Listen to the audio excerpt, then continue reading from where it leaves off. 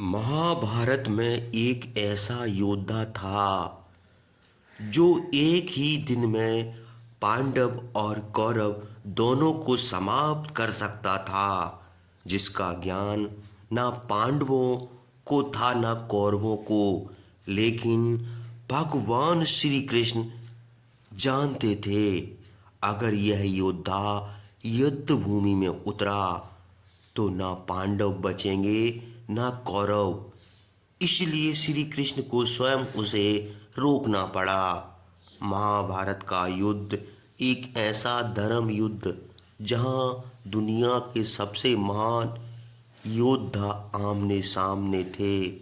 अर्जुन का गांडीव, कर्ण का विजय धनुष और भीष्म की इच्छा मृत्यु। लेकिन क्या आप जानते हैं, इस युद्ध के बीच एक ऐसा योद्धा भी था जिसके पास वो शक्ति थी जो पूरी महाभारत को एक ही दिन में सूरज ढलने से पहले समाप्त कर सकती थी। महाभारत का एक ऐसा योद्धा जिसके रणभूमि में कदम रखते ही स्वयं भगवान श्री कृष्ण भी चिंतित हो उठे थे। हम बात कर रहे हैं महाबली बर्बरीक की, जिसने नियति को भी चुनौती दे दी थी। बर्बरीक भीम के पौत्र घटोत्कच और मां मोरबी के पुत्र थे। वह जन्म से ही शक्तिशाली थे, लेकिन उनकी सबसे बड़ी शक्ति उसका शरीर नहीं, बल्कि उनके 3 दिव्य बाण थे। बर्बरीक ने बरसों तक घोर तपस्या की। उनकी तपस्या से प्रसन्न होकर भगवान शिव और मां दुर्गा ने उन्हें 3 दिव्य बाण प्रदान किए। पहला बाण युद्ध भूमि में उन सभी योद्धाओं को चिन्हित कर देता था जिन्हें नष्ट करना होता था। दुश्मन कहीं भी हो, यह बाण कभी गलती नहीं करता था। दूसरा बाण पहले बाण द्वारा चिन्हित सभी शत्रुओं को एक साथ नष्ट कर देता था। एक ही बार में पूरी सेना समाप्त। तीसरा बाण सबसे रहस्यमयी था। यह युद्ध के बाद बाकी दोनों बाणों को वापस तर्कस में ले आता था।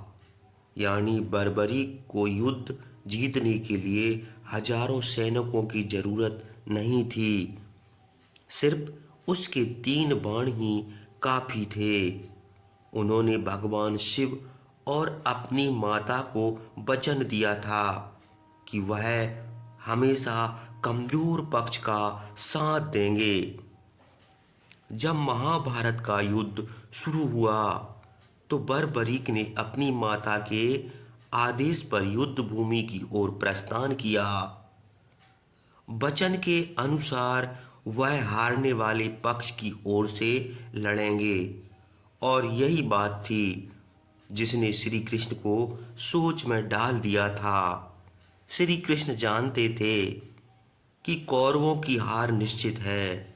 जैसे ही बर्बरीक कौरवों की ओर से लड़ना शुरू करते, पांडव हारने लगेंगे, और जैसे ही पांडव हारते, बर्बरीक अपना वचन निभाने के लिए पांडवों की ओर आ जाते।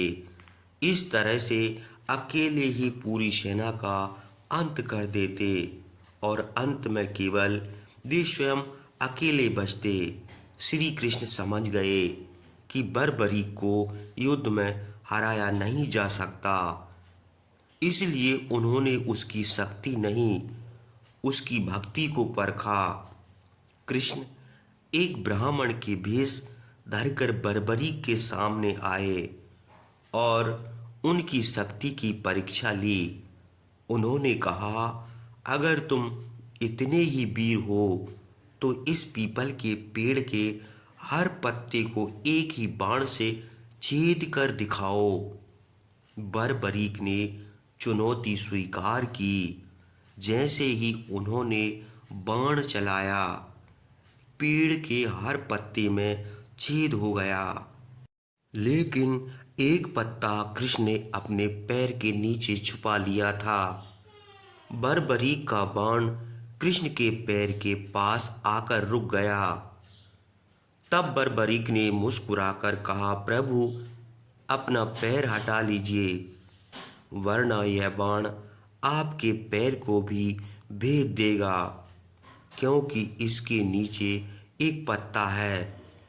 श्री कृष्ण ने कहा, अगर तुम सच्चे दानी हो तो मुझे दान दो। बरबरीक बोला, जो चाहो प्रभु। धर्म की रक्षा के लिए श्री कृष्ण ने बरबरीक से दान में उसका शीश मांग लिया। बरबरीक समझ गए कि यह कोई साधारण ब्राह्मण नहीं है। बरबरीक एक पल भी न रुके, उन्होंने अपना शीश श्री कृष्ण के चरणों में अर्पित कर दिया। श्री कृष्ण की आंखों में आंसू थे। कृष्ण ने अपना असली रूप दिखाया। बरबरीक ने एक अंतिम इच्छा रखी। वे पूरा महाभारत युद्ध देखना चाहते थे। श्री कृष्ण ने उनके शीश को एक ऊंची पहाड़ी पर स्थापित कर दिया, जहां से बरबरीक ने पूरा युद्ध देखा। वही शीश पूरे महाभारत का साक्षी बना। श्री कृष्ण ने कहा, कलयुग में तुम मेरे नाम से पूजे जाओगे। आज वही बरबरीक श्याम के नाम से जाने जाते हैं, जो हारते हुए को सहारा देते हैं। तो दोस्तों, कैसी लगी आज की प्रस्तुति? अगर आप बाबा श्याम के सच्चे भक्त हों तो कमेंट में जय श्री श्याम जरूर लिखें और वीडियो को शेयर भी कर दें और हमारे धार्मिक सनातनी चैनल जय करीला धाम को सब्सक्राइब भी कर दें। तो आप सभी को जय श्री श्याम, जय जय श्री श्याम।